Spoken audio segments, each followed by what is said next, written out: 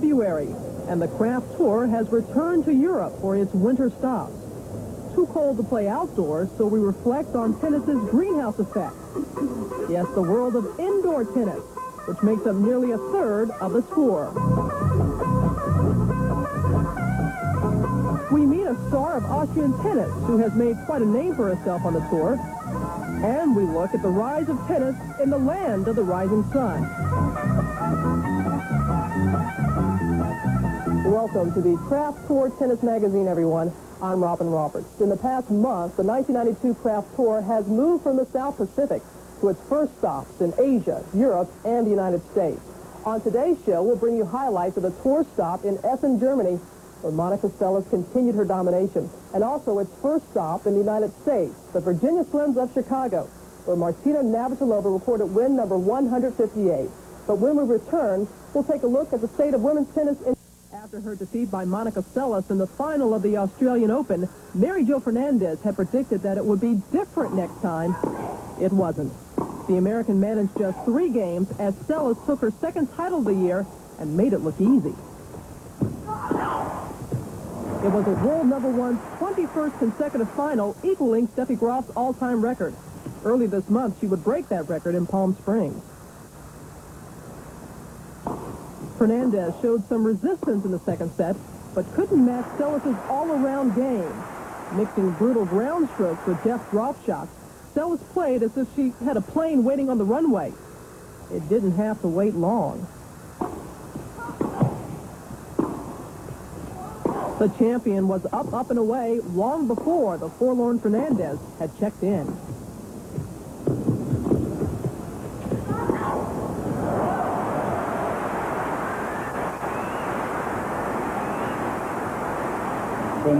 Karoli Seles, father and coach, looked on in approval as Monica extended her unbeaten run to 19 matches. Like Graf in her dream year of 1988, Seles is looking unbeatable. Robin White wins her second title 7 years after her first, and a first for Noelle van Lodem. Title number 22 for Gabriela Sabatini, and Helena Suková wins her first this year. Robin White defeated Andrea Stranadova in Auckland, New Zealand, 2-6, 6-4, 6-3. And in Wellington, Noelle van Lodem defeated American Donna Faber. At the Toray Pan Pacific Open in Tokyo, Sabatini defeated Navratilova. And in Osaka, Japan, Helena Suková defeated Laura Gildemeister.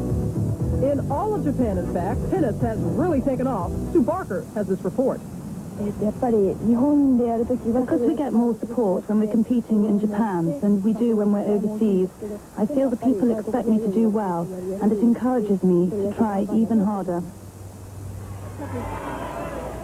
Away from home, the pressure is less intense, and the players are able to produce their best form, as Gabriela Sabatini found out recently in Los Angeles. Kimiko had fought her way through qualifying and produced some breathtaking tennis to defeat Sabatini in the semi-finals. The win was a big boost for women's tennis in Japan.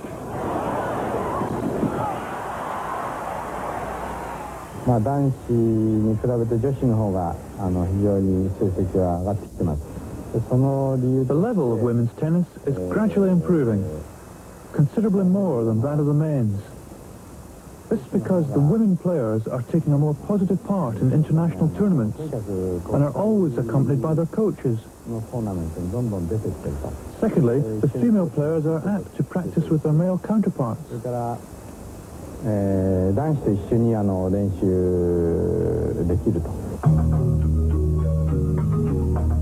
Only one of the surprising facts about a surprising country. Japan is made up of some 3,900 islands. Its real name is Nippon, or the land of the rising sun. A major industrial power with a population of 123 million, half that of the United States. Many people live on the flatlands near the ocean, especially in eastern Japan. This is where the largest cities are located. More than 4 out of every 5 people in Japan live in a built-up area. The largest island, Honshu, is home to one of the biggest cities in the world, and Japan's capital, Tokyo, where over 12 million people live, and they have to take their time getting to work. Japan's population density is 325 people per square kilometer, 9 times higher than the world's average. So whether it's work or play, fate is tight.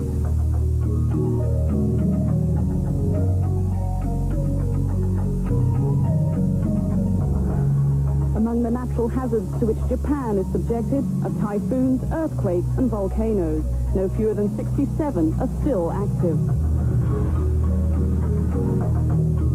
Whether it's the beautiful lake set in the mountains or the attraction of the Emperor's Palace, Japan has so much to offer. But it's the Eastern culture and the lifestyle that fascinates us all.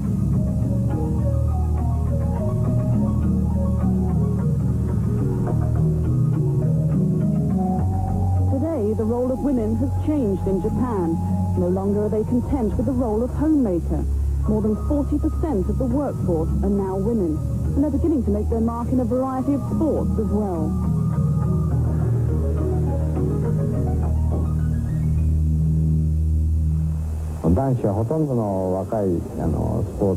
Most young men who are good athletes normally choose to play baseball, but young girls would take up, for example, tennis or volleyball or other sports. I suppose, as a result, many more good female athletes are now playing tennis. All Japan needed was a star to complete the picture. Kimiko, with her win over Gabriela Sabatini, became that star and put Japanese tennis well and truly on the map. The smile says it all. Kimiko had arrived on the World Tour. Although her dream ended in the final where she was beaten by top seed Monica Seles, she certainly wasn't outclassed.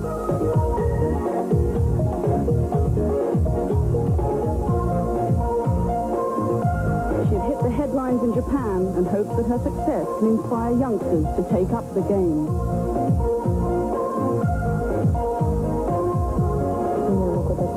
I think it would be good if more of the Japanese junior players practiced tennis, aiming to emulate Sawamatsu and myself, in the way that I looked up to Noe. But it's not an easy career. A major part of a professional tennis player's life is travel. Spending long periods away from home can be difficult, but it's important to help and encourage one another on tour, something the Japanese players have mastered. We all support and help each other, as there aren't many of us in a competition in the first place. And we also try to inspire each other. And that team spirit is working. Already they have a heroine in Kimiko, and there's plenty of talented youngsters ready to challenge her and become household names. And that gives Japan a lot to cheer about. By the way, Kimiko Date and Naoko Sawamatsu.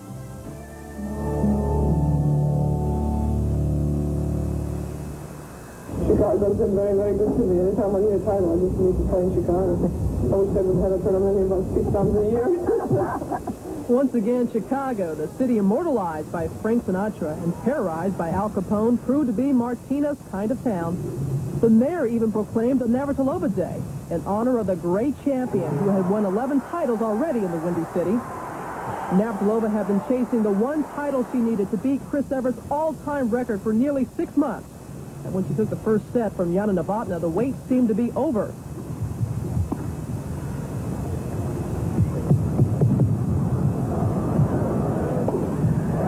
But Novotna was not about to lend history a helping hand.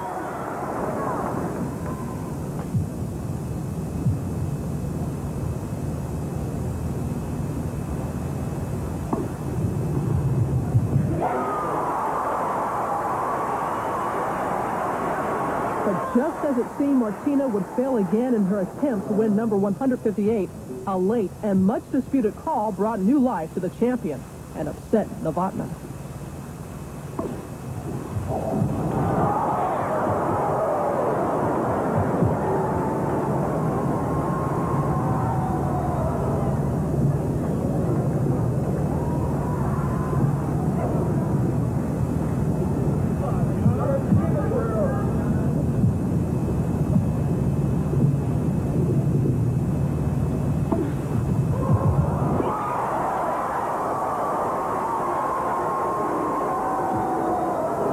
With 3-point save, the crowd sensed the danger had passed. Navratilova, too.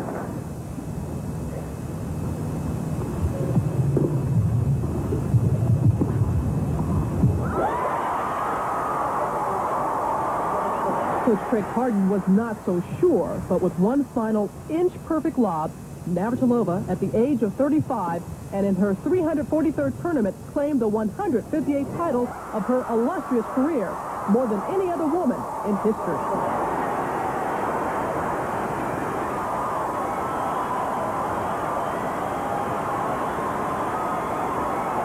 The match itself is amazing. So on top of that, I broke the record, but I really wasn't thinking about that very much until it was over. It was too close to even think about anything else but what was at stake, which is to win just to win the match. I never lost Jana, and I was very lucky today.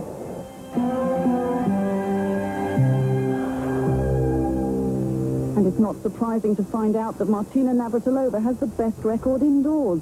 As the popularity of tennis has grown, so has the demand for better facilities, like those on offer at the Sporthalle in Linz, Austria, a recent stop on this year's tour. Indoor tennis makes up nearly a third of the tournaments played on the Kraft Tour. With the improved conditions, it's not only the players that benefit from being indoors. Spectators don't have to check the weather forecast. With the spotlight firmly on indoor tennis, let's find out more about it.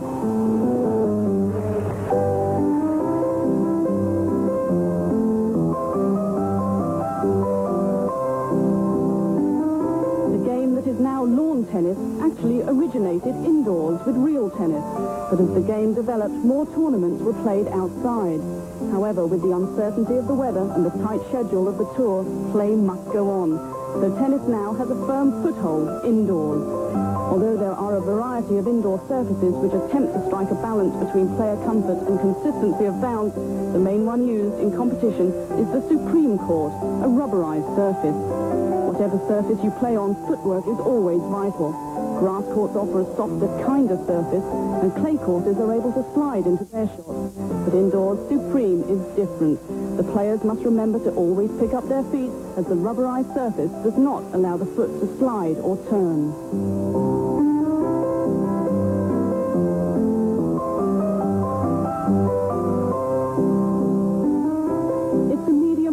Court that is complementary to all types of play.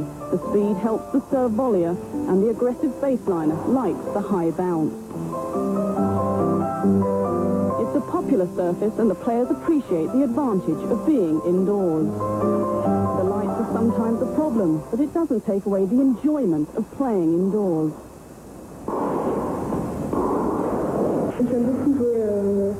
I love it because the conditions are usually good. No wind, sun, a nice temperature.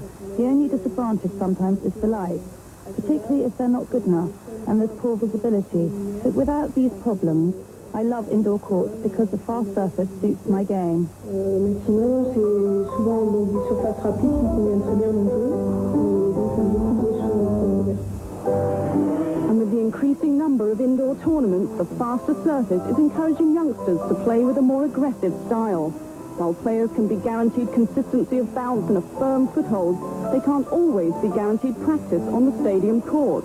With only one court in use, matches are played throughout the day. The players are forced to find practice facilities elsewhere, which never have the same feel.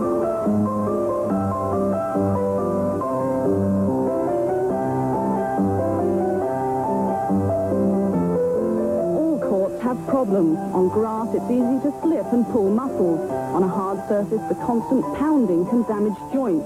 And playing indoors also has its drawbacks. It's not as easy to turn or change direction, and this can result in injuries. But indoor courts aren't always to blame. Tennis now demands such a high level of physical fitness and athleticism that injuries often happen with players carrying them from one surface to another. This week I had a blister that got infected, so I had to be very careful and take antibiotics. But generally, if I look after my feet well, there's no problem. You have to prevent the problem rather than cure it.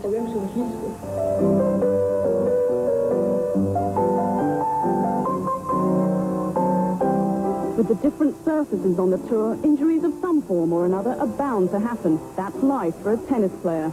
On a more positive note, indoor surfaces offer perfect conditions and a consistent bounce. which makes it a real winner with the players. Next, we'll meet with Austrian clay. Last year, on her day, Judith Wiesner can be a handful for any of the top players. The only problem is that Wiesner's days are not as frequent as her talent demands. Now 26, the gentle Austrian with the laughing eyes has yet to turn a regular presence in the top 20 into a serious challenge for the top 10. Wiesner herself seems happy with her lot as one of the nearly women of the Kraft Tour. It's one of the best things being able to make your living out of your hobby. I can't imagine just going into some office and hanging around waiting for the time to pass. When you are a professional sportswoman, you've got goals, and there's nothing better than reaching those goals.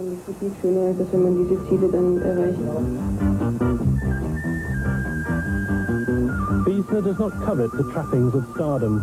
She guards her free time jealously and feels uncomfortable in the spotlight. Happiness is spending time with husband, Heinz. I'm married, and I like to have a family and lead a normal life with my husband. I have my limitations. If I were to fall out of the top 100, I would have to decide whether I ought to play on. But this far, I've always improved my ranking, and I hope that will remain the case in the future. I'll play as long as I'm having fun.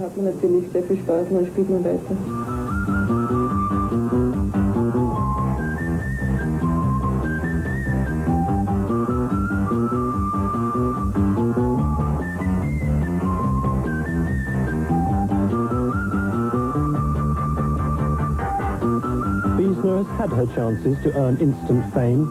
She reached the final in Kitzbühel last year, but typically, all too typically, was overwhelmed rather than uplifted by the pressure of national expectation, losing in 3 sets to Conchita Martinez. It was great that I managed to get to the final. It would have been my greatest wish fulfilled to win there, since no Austrian has ever won a Grand Prix tournament. I wasn't far away from winning. I only narrowly lost the 3rd set to Conchita Martinez.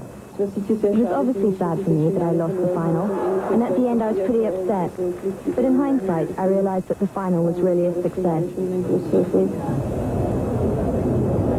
Next time the Tour merry-go-round stopped in Austria, in Linz last month, it was the same story, as Wiesner failed once again to match her talent with consistency, losing to the eventual finalist Pascale Paradis-Mangon in the 2nd round.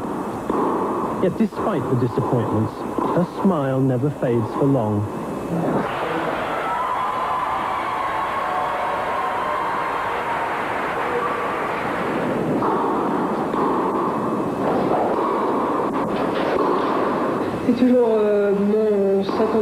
It's always hard to play a favourite in their home country, but there's pressure for her too. I've come across this in France. I know it's hard to play in your own country and be a favourite, so I had a good match and did what I could without thinking about it.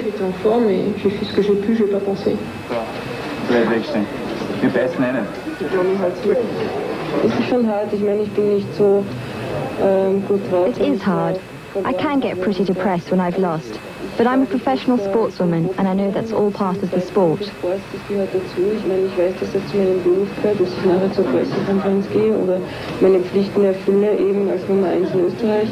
I know that going to the press conferences and fulfilling my duties as Austria's #1 player is all part of the job, so I can't let things like that get me down.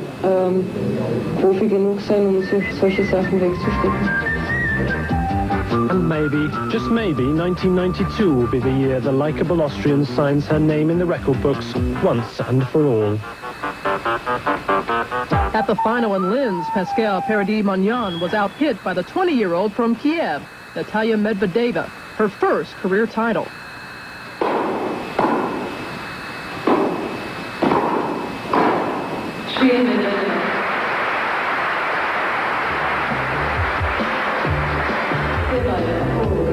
After early exits at the Australian Open and at the Terre Pan-Pacific Open, Jennifer Capriati took 6 weeks off the tour. The 15-year-old Capriati will return to the tour at the Lipton Championships. Capriati should be refreshed and ready for the world-class field. Also at Lipton are the artists being driven out of the game by the power merchants.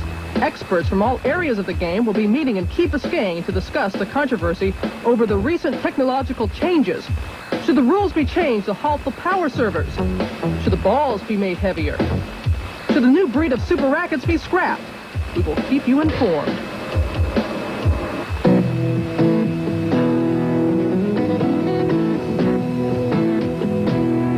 And after 13 stops on the Kraft Tour, the points are like this.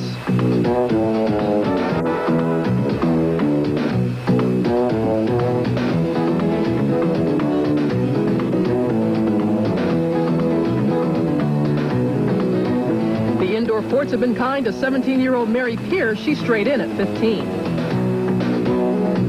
The Aussies are still back-to-back. Rachel McQuillan drops to 13 and Nicole Provis to number 12.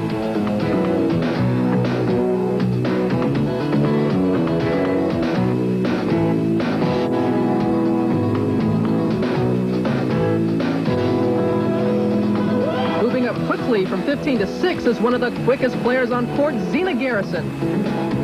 Winning her 158 tour title has given Martina a giant leap straight into number 5. Mary Jo Fernandez and Gabriela Sabatini change places. But there's no change at the top. Monica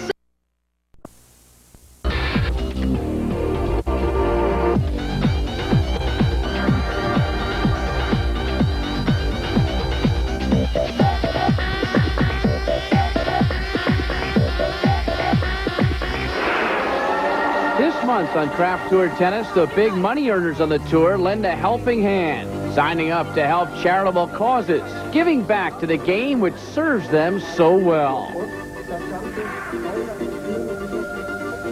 The animated half of the world's top doubles act, Gigi Fernandez, our featured player this month, always talking a good game. Also, a full roundup of all the results from the tour, plus doubles, twice the fun. Welcome to Kraft Tour Tennis Magazine. I'm Bruce Beck. On this month's show, we profile a veteran on the tour who recently reached a major milestone, her 400th match victory in doubles play. We're talking